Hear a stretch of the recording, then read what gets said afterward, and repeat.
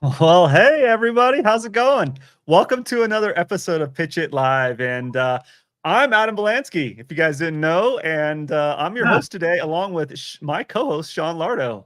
Sean, how's it going? I miss the days of when I was like you're a more and stuff. What happened? Where did I go Uh, wrong? I can do better. it's elevating the professionalism on this particular show. You Why know, can't you love your co-host? Mia Moore, See, I'm telling bro. you, all your bilingual. Yeah, it's Yeah, phenomenal. But I'm doing great, man. How are you? I'm doing great. Welcome to July. It's pretty awesome. Wherever you're joining us, I'm sure it's probably hot somewhere. I know where I'm at in Colorado. It's pretty cool, actually. This is exactly why I moved, and I'm loving every second of it. Although I was woken this morning at 4:30 with a mom bear and her cub trying to get into my trash, just clawing at the Mm, side of it and everything. So yeah, that was pretty fun, entertaining night last night. that's wait, but like, does it remind you of California living in the city? Is that what it reminded? Do you feel like you're back at home? No, no, not in San Francisco. Those are homeless people, Sean. Oh, So, oh, I'm sorry. They're going.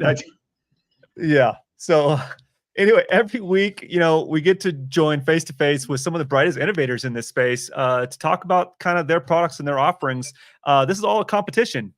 Pitch It. And Sean, you want to tell us a little bit about Pitch It for those that might not have seen this? Sure. So pitch it. It is a Shark Tank like competition, right? It is looking for the innovators of the space that work with MSPs and also integrating the ConnectWise and reinvest into the IT nation. The whole goal behind this right now is to right. Our first step here is the 26 vendors we have involved. Take them through the next 16 weeks of workshops, live streams, podcasts, everything else. Get them built up a bit and help them work on their speak and get them down to the preliminaries, the battle royale, which will take place at the end of August. That will take us to the battle royale. Will take us from 26 vendors to 3 vendors. The top 3 will compete live on stage at IT Nation Connect in November 5th, actually at 3 p.m. Yeah. Eastern. And they are playing for the prize of first place. Grand prize is $70,000. Second place is 30, and third place is Marvin B steak knives. Nice. Well, there's one thing that Jason McGee, CEO of ConnectWise, said a couple years ago, and it's still true holds true today. And that's why I love this Pitch It program. I love what's going on. It really makes easier to do business with. Not only just with ConnectWise, but easier to do business in your own systems and processes. Mm-hmm. Invested in partner growth. ConnectWise is really invested in that partner growth because there's prize money, $70,000, right? And then you're going to get Absolutely. more innovation faster.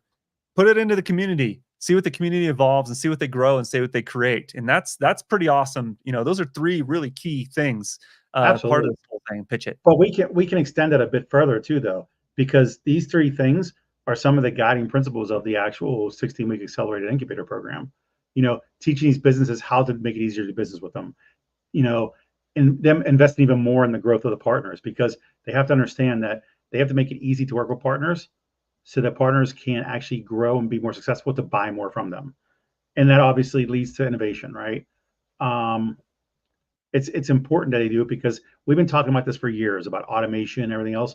Well, now that AI is here, well, AI's been here forever, they said, or it's machine learning, or it's automation, whatever you want to call it. But obviously, innovations take place, and this is a way for them to be more effective and be more effective in a more cost-effective way as well. So I'm off my soapbox. I'm done. Nice. Awesome. Well, this week we have 2 more contestants, Mark Heather from the ComplianceAide and Pat Clausen from CheckRed. And they're really going to showcase their products. We're going to get to dig into them, knowing what they have to offer. But this isn't just a show. Remind everybody in the audience watching, it's an interactive experience, as I like to call it.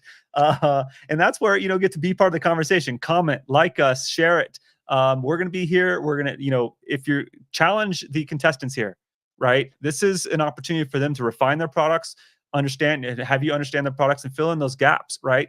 And so Shine and I will be keeping an eye on those comments, interacting with you as we go throughout this thing. So without further ado, I'm going to go ahead and bring on, I believe I said Patrick Clausen first. How you doing, Pat? Yes. How are you? Doing very good. Good. He wants to go by Pat. Go with the short version. Yeah, I know. his son is Patrick. He's handed it off. He's handed it off. Nice. So Pat, can you tell us a little bit, quick elevator pitch? What is CheckRed? What do you guys do? Yeah, easy. We're a complete cloud security platform that's multi-tenant, built for service providers. So the thing that we did differently is we took a look at the full, complete IaaS, PaaS, and SaaS marketplace, and we said we need to do them all in a single platform. So we did build that multi-tenant platform that's focused right at service providers, not only in terms of the way we license it, but in terms of the way we invoice it, in like monthly in arrears, the whole deal. So this is affording service providers the opportunity to provide true cloud security, whether it's on the cloud security posture management or SaaS security posture management, Kubernetes posture management, all from a single platform in a really easy to use, cost-effective form. Nice. Okay. What kind of got you inspired to start this? You know, a couple of the guys in our team we're a little bit interesting. We're a group of cyber execs that have been building companies together for the last 25 years. The most recent was the exit of NetSpy, which is a pen testing platform. We started in firewalling, we did endpoint, we did data, been kind of all over the place. About 3 years ago, one of our lead guys and founders, Scott Hammack, worked with Pavan Gorkavi, who's here in Dallas, and said, look, we're looking at this macro cloud environment. We think a couple of guys got it wrong. And we think, first of all, no one's building this multi-tenant platform. Everything is for, standalone environments and big corporates. So we wanted a multi-tenant platform. We wanted one that we thought answered for what the Wizzes and the Orcas weren't doing, which was being cost effective. They're very expensive, and having SaaS on that same platform. On the same side, we looked at the other side, the SaaS only guys, which are the Adaptive Shield and the App Omnis. We said, again, they're not multi-tenant, they're very expensive, and they don't have any visibility into IaaS and PaaS. So we took that as a problem statement and began building our platform 4 years ago now, and have since delivered that, very scalable multi-tenant platform that's complete IaaS, PaaS, and SaaS, focused for service providers with super flexible and affordable pricing. So question for you though, multi-tenant, can we just dig into that a little bit? How are you multi-tenant? How are you delivering this? Well, there's probably a lot of ways to answer that. We are. I know, that's why I'm kind of asking, because right now people listening to you are wondering, how are we talking multi-tenant with one dashboard? Is it multi-tenant from you to MSP to end users? And do the MSPs have dashboards for end user, or how does that look? So it's complete multi-tenancy. So when we deploy a tenant for every one of our service providers. Inside that tenant, they have unlimited organizations, which are all separate, and every organization has unlimited business units. So everybody is separate. They're encrypted. We can deliver it, on-prem if required. We can deliver it in private cloud, but 99% of what we do is every customer gets a tenancy in whatever format they want. We do primarily in GCP today, but we stand up in AWS or Azure or really anything. Okay, good. Nice. I'm good for now. I have Awesome. other questions, but I can hold off. Yeah, cool. Well, thank you, Pat. Appreciate that. And so I'm going to put you in the green room right now and bring on Mark. Mark, how you doing? I'm good, thanks. Awesome. I was going to start singing "Oh Canada," "Oh Canada," but it's nice. But it's yeah. Well, happy 4th of July, I guess. Yeah. Are you still licking your wounds? That's awesome. Yeah. So long as you stop tipping our tea in the ocean, I think we'll get on fine. Actually, that's where you're wrong. It's our tea. Well played. So I'm so glad you did that. It's so good. So Mark, love the background. Tell us a little bit about the ComplianceAide. Okay. Excuse me. Yeah. The ComplianceAide is an AI-driven, multilingual compliance as a service platform for cybersecurity frameworks. So, that's in a nutshell what we do. We take the questions from the cybersecurity frameworks and we answer those questions using generative AI. We've built the models ourselves, and the advantage that we are offering to MSPs is we can do all of this without a compliance expert. So from an MSP perspective, there's no additional headcount. And that's primarily it, to be fair. The primary goal with what we do is we take the heavy lifting out of compliance. Nobody likes reading hundreds of pages of documentation, trying to interpret that to a framework, and then from that framework deciding what the answer to the control is. we take all of that out, and hence that's why we're saving from a compliance perspective. We're saving at least 50% on the time taken to do a compliance audit. On top of that, we can do multiple audits at the same time. So what you actually get as an output is a spreadsheet with your controls, what you're actually, how you look against those controls, and what the framework is actually asking you to do, as well as a full set of security policies. And the security policies, they're not templates, they are specific to your organization because of the way we use the platform when we ingest the information from your data. So, okay, question for you. I have a question right off the bat. Compliance is very vague, right, in general, because there's compliance for different sectors of business. There's different levels of compliance required for different deliverables, whatnot. So where do you sit within this realm? We sit in the cybersecurity space. So the frameworks that we have currently are NIST and NIST 2, ISO 27001-22, what we're calling the SEC cybersecurity framework. And over here in the UK, there's another one which is called Cyber Essentials. The good thing about Cyber Essentials for non-UK companies is, from an MSP's point of view, you can use the Cyber Essentials questionnaire because it gives a broad range of questions that gives you a sort of like a comfort factor that the UK government has backed those questions, and you can use it as an onboarding document. So you can, before you take on a client, if you gave them that questionnaire as an MSP, you can look at it and go, these guys are miles away from where I need to be. They're too much of a risk for me to take on. Or alternatively, I can see what services they need. Which ones can I provide? So you can add value to the business that way. But it's a simple onboarding document. It saves trying to work out questions, and insurance companies like them as well, because like I say, over here, you get insurance cover with that questionnaire. That was my, I know I'm supposed to only have one question at a time, Adam, but that was actually the thing I was thinking about is, how are you communicating with the insurance? And is there a different set of standards between over there and here as well? Because there always is, right? Yeah, there is. Primarily in the US, you guys are NIST based and NIST 2. Over here in Europe, we're primarily ISO 27001. But equally with the platform, what we can do is, if you've got NIST documentation, and say you've got another company or a sister company in Europe, and they need to be 27001, we can take that NIST documentation, upload it to the platform, and map it against ISO 27001. So you'll see what controls and what areas you're not covering, and those that you are, obviously. And we can do the reverse way around. It's amazing because usually it's an acronym, but now you're using numbers instead. It's amazing. Like we've gone to a whole new level. Acronyms to not just, now we're just digits. About time. For sure.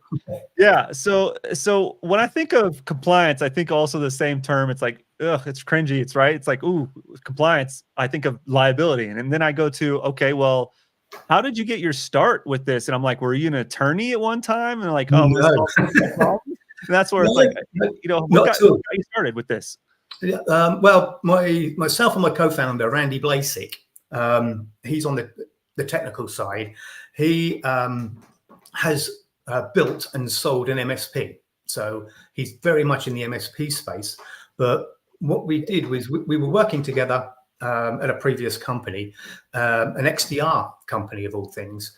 And what we really found out was that before people were looking to buy an XDR implementation, which is generally quite expensive, or at least is a big commitment, they needed three things. And the three things that they needed was an up-to-date asset register. They needed to provide security awareness training. And they were also needing to have some sort of security framework that they were working to be able to decide whether or not the XDR services they're getting would cover them. We looked at all three because we said, you know, what can we do in this space? And the first two, which is the security awareness and the asset discovery, seem to be pretty covered by everybody. But compliance seemed to be sort of left alone and almost not people were forgetting that they needed it. Randy, having having started and sold an MSP, knew that compliance was a a problem for MSPs. It's a problem for everybody because it's just time consuming and you need expertise. And he'd also been doing things in AI for a couple of years, and he just saw the marriage of compliance and AI solving big problems for MSPs. And we've automated it to the point, like I say, where the MSP doesn't actually have to do a single thing, and they can take revenue from it. So that's where it came from. Was we looked at what the marketplace is asking for. We believe that, you know, today there's not an industry that doesn't have some sort of compliance requirement. It's just taken as read now. And like we said before, insurance companies are, it's a standard, like you have to have, you know, business insurance for public liability and things like that. Cyber insurance is just running into the same thing. So being able to say that you're complying to an international standard, or at least you have an ISMS system, helps you at least have a sensible discussion with insurance companies. Yeah, cool. Well, that's awesome. And so I do want to probably share, let me get my banner up here going. I think you have something special going on right now, a little special grant or award. Yep. What we're doing is we're offering effectively $30,000 worth of NIST frameworks. That's around 5 NIST frameworks. We'll give you the full alignment. We'll give you a full set of policies. All you need to do is go to the website. You can either say go to this URL or just go to the ComplianceAide website. Click on it says apply award rather than grant, but it's the same thing. Click on that. There are 5 simple questions to answer. You'll then get a secure URL to a NIST platform, and then follow the instructions. It's all video driven for the instructions. So hopefully, you know, we'll get a few logos on the website, because that's what we're looking to do, is just trade it for a few logos. That's a good way to do it for sure. Definitely. Awesome. So yeah, check out the link. I just posted it in the comments as well. So people joining us live, or even look at the archive video, you can go back and click on that link. So with that, I'm going to go ahead and bring Pat back, and we can get this show rolling more. Could dig into you guys a little bit more. Yeah. More. Uh-oh. Now we got some feedback. Try again. Fixed. No. One more time. No. Good. We're good. Are we? Okay. Welcome back. Yeah, for sure. So what's cool about this particular episode is seems like it's all about security and compliance, and it's kind of both very synergy. I can see both sides of it. Very synergy, unlike that sentence. Synergistic. Definitely synergy. Definitely synergy. Is it synergistic or synergetic, or what is that? I don't know. Synergistic. Synergistic. Okay, yeah. I mean, you can make whatever up you want to. An English literature scholar. Your English. Luckily, we have a guy from England on the call for English. I would say synergistic. Synergistic. Thank you, Mark. Thank you, Mark, for getting that together. Appreciate it. See? Yeah, for sure. So, you know, I want to kind of, you know, dig into these a little bit and kind of, you know, understanding you're in PitchIT, and I imagine there's some sort of integration with the platform. Sounds like both your platforms integrate with some sort of tool set. And can you talk a little bit about the tech behind your software solution or your solution? Pat, we'll start out with you first. Yeah, so, you know, we're a cloud agnostic platform, so we stand up at virtually anyone. We even support optimized node. We're very modular, so we can turn on and turn off everything for our customers if required. We actually deliver it with everything enabled for our service provider partners.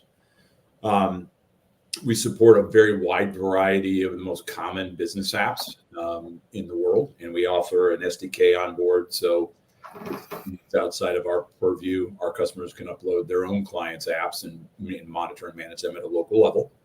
So we're a cloud-based, SaaS-based solution that covers cloud security, SaaS security, and compliance. To Mark's point, one of the things we took to heart was the difficulty in mapping compliance for your cloud assets and your SaaS assets, both your supported or sanctioned and third-party apps. So we literally crosswalk.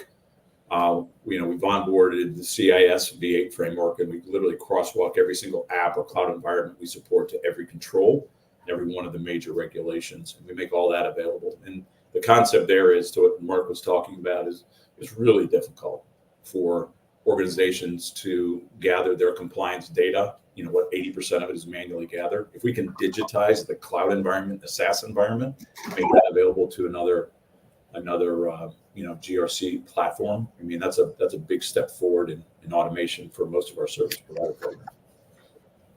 Nice. So I just have a quick question. You referencing cloud-based, right? And so what's the important, and I get it, but just so that people that are watching, what's the importance of that compared to the alternative?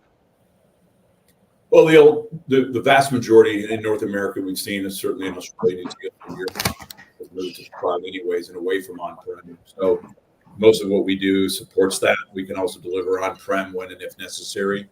But the vast majority of what we do is hosted in GCP or AWS or Azure. Gotcha. No, I think it's important because I mean there is the fight of on-prem compared to cloud-based, right? And there's a big and people don't understand the value of it. Now, to me, I think of cloud-based anything gives you the ability to do updates, enhancements much more readily available. Also, interlink with or integrate with any other platform easier too. So it's 100%. It's Sean, and if you live in the big banking world, you don't want to touch it, right? You try to keep everything inside your four walls. We get that. But the reality is if you're trying to maintain a level of consistency across all of your customers with the most recent versions of code and, supported apps and integrations to third-party platforms like we have for, that gets really hard when everything is siloed and separate on-prem environments. Absolutely. Yeah. And again, you mentioned big banking, but even them, they do large data migrations. So that requires non-on-prem solutions to do that. So they are welcoming the cloud. I mean, their whole business is built off of large data movement regardless. They still have the conversation with you about, wait, can you do it on-prem? I know, it's amazing. Well, yeah, but if you stay on-prem, you're stuck on this bank. What about the bank across the pond? Yeah. Right? No, you can't do it. Yep. That was a good transition, Sean. Yep. I teed it up for Mark. I thought he get excited. So Mark, you want to talk a little bit about the tech behind the scenes? You kind of, I believe you mentioned you kind of integrate and go into some things.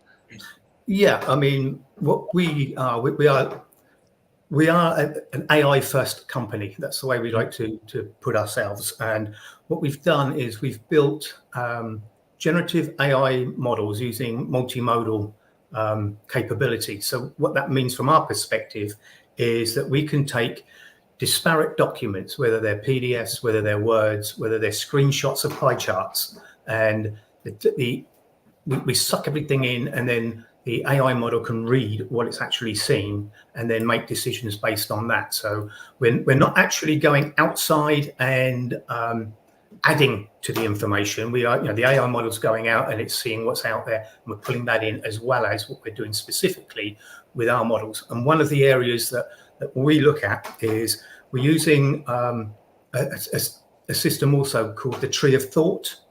And what that brings into is the ability to take effectively answers from different people. In compliance, if you had 5 compliance auditors, you ask them the same question, you're going to get slightly different answers each time. And that's how the tree of thought is working for us. So we are taking those answers, consolidating them, and then using that as the reference for answering the control. What you get is effectively like an A4 page of explanation as to what that's about. So that's primarily what we're actually doing. But then from there, we have some feedback here going on. Can you guys hear it? Yeah, there is feedback. I don't know who it's from. Sorry. No. We're better now. Yep. Yeah. So once we've got all that information, we take a 3-phase approach. So we assess, we align first, which is we take the information that you have given us and we align your documentation to the framework. That gives us a bit of a gap analysis. The next level up is to do a full assessment. And then the final level is a POM, actions for how to maintain your compliance. So with each of those steps, you get, once again, a refreshed set of policies. So that's primarily how we're working our system. So I have one question to that, though. especially because it's AI. And you talked about you'll get multiple answers, right? We know that. Yeah. So Yeah. how are you? So are you the one governing the choice of on the selection of what the true answer will be then, or is the MSP, or how does that work? Okay. This sort of harks back to one of the issues that we had in the early days. Is what we are saying is we still need the human in the loop, because what we're looking to do is say these answers are what we've got from our model, and Mr. Auditor, how does this stack up against what you'd expect the answers to be? And dependent on the quality of the information that we're given, we have proven that we're about 75% accurate with what a human auditor would give us. And we've done that by going to auditing companies and saying, give us a set of documents that you had when you've done an old audit, and then compare the results. And that's how we start to tune our model anyway. We tune it that way. That way, the guys have only got to look at 25% of the answers. And what we're finding is, as we know with AI doesn't know the client. And this is one of the issues that I know we come on later to say what were your issues early on, but AI doesn't know the client. So the auditor can look at something, and if a question had 5 bullet points to it, for example, or 5 sub points to it, AI will always try and answer all 5 points. Now, if from the information that it's been given and from what it can find, it only finds 3 answers, you'll get a response from us which says partially compliant. The human auditor can look at that and go, well, actually, this is only a 2-man business. So these other parts aren't relevant to them. I'll upgrade that to being compliant. And that's what we tend to find, is that AI is not necessarily wrong. It's just sometimes too detailed. We've very, I don't know of an instance where, for example, the answer is red and we've come out with blue. We've done thousands of iterations of these frameworks. Let me ask this piece real quick. So back to Pat. So in your platform, are you using any AI in it at all yet? We're on AI. We're trying not to overuse the expression AI, but we've loaded it onto the platform, and it allows, for the ability to search through any and all of our data. You can talk to the platform and say, hey, show me all users without MFA turned on, and it'll go say cloud or SaaS or both. And so we have incorporated it, and it's in the learning mode now, but we're not overdoing it, to be clear.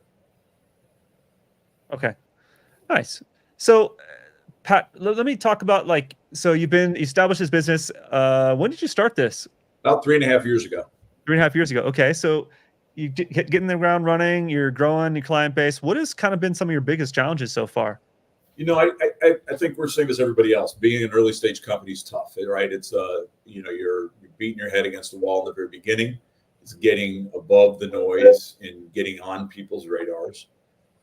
Getting your first installs going and direct solid feedback, and stress testing your own platform.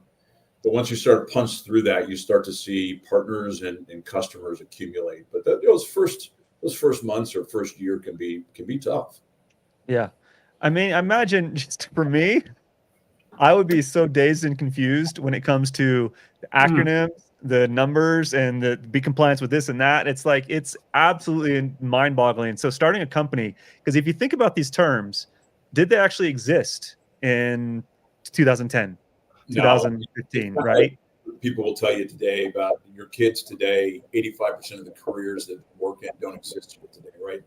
Acronyms, none of these existed. The first thing we had to do when we built our strategy document was go through, all right, what are all these acronyms? And there were pages of them that all sum up to a couple basic things, but it was way overdone in the acronym world. They got that from the military, because in the military we do all acronyms everywhere. 100%. I mean, I left the military. I was like, oh my god, no more acronyms, and all of a sudden text-based. It's so.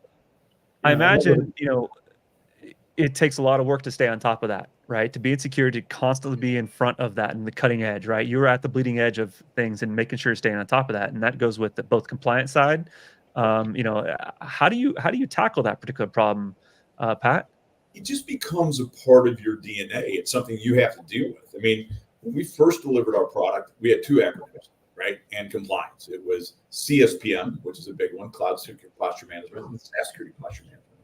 But over the next year, that evolved to include KSPM. What's that? Kubernetes posture management, AD, PM, Active Directory posture management. Oh, what about CWPP, workload protection? It just becomes a part of your DNA, and you're constantly going at it. I think the bigger issue isn't for me. The bigger issue is service providers have no idea what all these acronyms means. How do you just simplify it and say, hey, this is what you're getting? And does that make sense to you? You got to strip the acronym crazy out of it. Yeah, for sure. So Mark, I think I have one question though, and this will go to both you guys too. You're in a space that's still Wild West to a degree, very much Wild West, right? It's different. If you want to sell cheeseburgers, they've been being made for the past 1,800 years at this point, right? So everybody knows what it is. So all you have to do is focus on having a quality product and let people know you exist. Whereas in your space, you spend more time initially up front educating the importance of the space in general, long before your company's even talked about. So have you guys had struggles with that part in your time? To a lesser, here's the advantage of the space that we're in today. I think most service providers have understood that they were platforms out there. They just weren't multi-tenant platforms. So they're not really able to extend that capability for cloud posture management or CNAP or CWPP. Those functions, those scans, those analysis, the alerting, all of that, they were not able to do that effectively other than manually. Same thing on the SaaS side. So that was a problem that they couldn't necessarily turn into revenue themselves because the platform didn't exist. So I think they've been receptive to the conversation. We also contractually guarantee our partners 40 points on every deal, which is another thing that they say, okay, that gets our attention. So that makes sense. Let's talk a little bit more. And then we agree for partners that we bill them monthly in arrears for users on the platform. We don't charge them up front for years. So we tried to make those things that were traditionally no's from partners into really easy. Okay, you're listening to me. That makes sense. And yes, I understand the space in general. And I'd like to be there. Okay. Yeah. I mean, from our perspective, we've obviously sort of almost had the opposite issue in that people don't understand AI. The minute you say AI, they go, they just go off in all different, 1,000,001 different tangents because they've had so much information that's incorrect. One of our white papers we did was, I think we called it, cut the BS out of AI. And we just did a straight, this is what it does. But from our point of view, that's been, we've been in business probably now 10 or 11 months.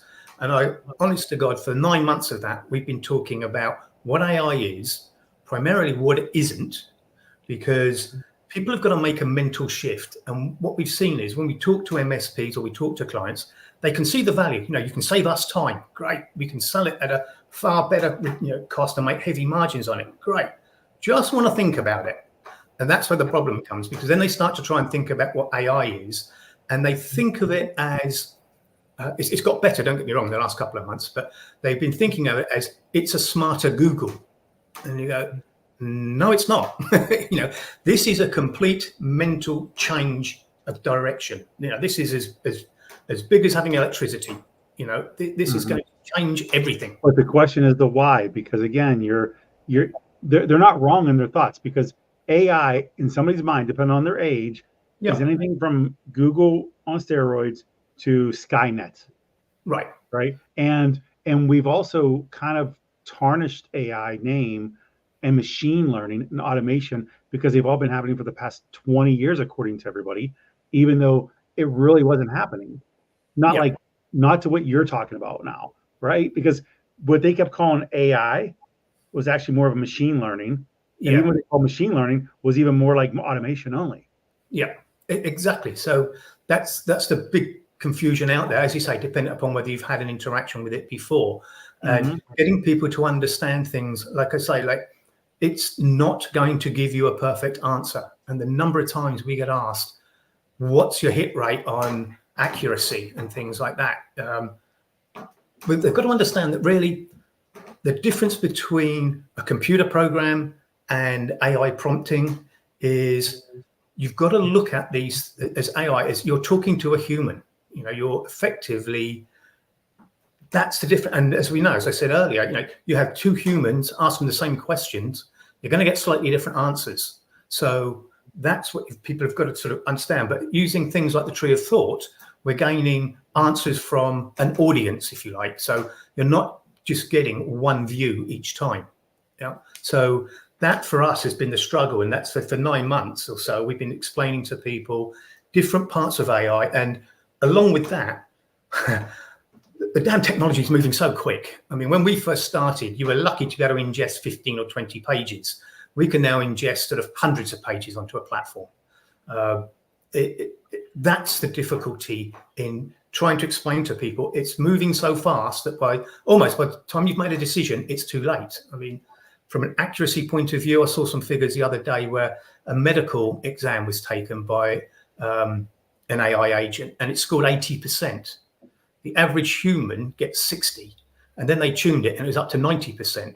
So these things are moving at a terrific rate, and trying to keep up to date with them that's the challenge. It's trying to keep up to date with all different types of AI models that are coming out as well, because we're all waiting for GPT-5 and we've got Artemis coming out, etc. It's all leapfrogging each other and trying to stake in the ground.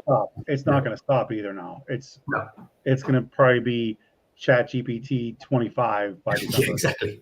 But the good thing is, in the last couple of months, I think because other industries are doing AI, people aren't necessarily questioning the acronym anymore. It's, I accept it. What's it going to give it? What's it going to do for me? So I'm not getting the same sort of questions I was before about how AI sort of hallucinates and things like that, because they accept the accuracies now. Now there. Yeah. So getting to the kind of wrap of the show. So let's talk about, what got you into PitchIT and your experience so far. So Pat, can you tell us a little bit about that? Yeah.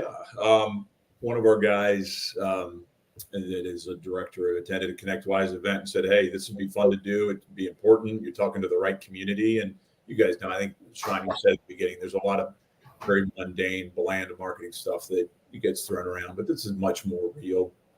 And the audience is who we desire to speak to anyways.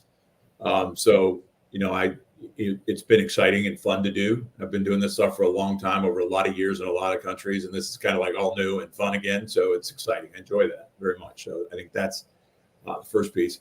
But I will tell you, Adam, this is I appreciate your lead into this, providing materials so that we can be ready for it.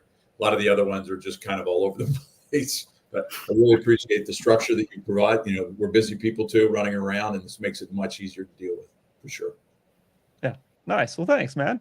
So Mark, how about yourself? So is PitchIT, how'd you get into it? And then, what's your experience like? And is it meet your expectations? Yeah, I mean, as I said before, Randy, basically my co-founder, had used ConnectWise on his own platform. So he knew what it could deliver for MSPs. When we moved into the space, the compliance space, we wanted to target MSPs. And as I said earlier, really looking at MSPs who have clients that are in a regulated industry. And the biggest way and the easiest way for us to get to that is through you guys, because your reach is terrific. You don't just do the standard stuff, the IT Nation roadshows and things like that make sense to us. And the weekly meetings and the weekly catch-ups definitely make sense for us. So, we can integrate with ConnectWise, because we can take ConnectWise documentation and ingest it onto the platform, use that as the evidence to then map across the frameworks. So Randy has worked with ConnectWise in the past, as I say, built his platform using ConnectWise. So it was a natural thing for him and for us. Nope, and I like that too. I like the fact that it's the previous exposure, because at least you have an understanding of what you're getting into. Yeah, you've identified that there is value in the community, not just products but actual people, which is important, because it's a lot of times one of the hardest things in growth, I think we can all agree, is identifying your target market to go after. Who should use it, but where do you find them? And that's a struggle point right there for many. So a lot of businesses go under because they don't know where they should be. They don't know where to go to get what they need to get, or find the people they need to sell to. So I appreciate that. Cool. Awesome. So wrapping this up, I just want to, Pat, if you don't mind, give us some closing thoughts, final close for you. Yeah, closing thoughts. I think you sent one through, and that would be, advice for people going down this path. And I think, I think this is 6 or 7 companies now along the way. And I think what Sean just said is really important. It's on top of the baseline. It's an old Jack Welch axiom, is if you don't have a competitive advantage, don't do it. So be really clear with what you intend to build, and do you have something about what you're building that's different? And if you do, then get your route to market thing right. Figure out exactly who it is you need to target, how you target them, what you focus on. You can't wound everybody, right? You got to just get really tight with what your focus is and stick to it, right? I love Awesome. Yeah. Good. Mark, how about yourself? Yeah, I'd probably to be fair, I'd probably just mirror what Pat's just said in that it's all focus, because particularly with us, we talk to lots of people and everyone wants a different framework built. So we've got to understand what's going to deliver the dollars early, and what's our route to market and how are we doing that. And as I say, connecting up with you guys and doing PitchIT is the biggest thing that we've had this year for us. That's what our main focus, and we're already practicing for picking up that $70,000 check. So that's pretty awesome. Look, gaming right there. There you go. Yeah. Wait, Pat, is that he's doing? He's like, Pat. Yeah. Awesome. I've been working out. I pick up my keyboard to pretend like. Yeah. So if you guys are joining us live, or if you guys happen to watch the replay of this video, Pat and Mark, really appreciate you guys' insight on CheckRed and the ComplianceAide. Awesome companies. I love seeing this stuff. Really tackled a lot of that compliance and security issues that are out there in the market right now, and really cutting edge. So love seeing that. Sean, next week, we are going to be in, we're going to be together. Maybe. We don't know. You'll be there. I may make a surprise visit, but we're going to not tell everybody that because we're not sure. For sure. So next Thursday we're meeting. So, and then also ConnectWise has an event coming up, IT Nation APAC. So down in Sydney, Australia. So if people are watching this, go ahead and register. Registration is open. Yep. So absolutely, yeah. Looking forward, dude. It's exciting. This is all exciting here, honestly. It is, yeah, for sure. And I get to see a lot of these guys when I get to see all these guys whenever we get to ChannelCon at the end of the month. So I'm excited about that as well. And I actually may be there as well. So that's up in the air, but may be there as well. So awesome. Appreciate it, guys. Thank you very much. Enjoy the rest of your week, and catch you next week at PitchIT Live. Thanks, guys. Thanks for your time, guys. Thanks, guys.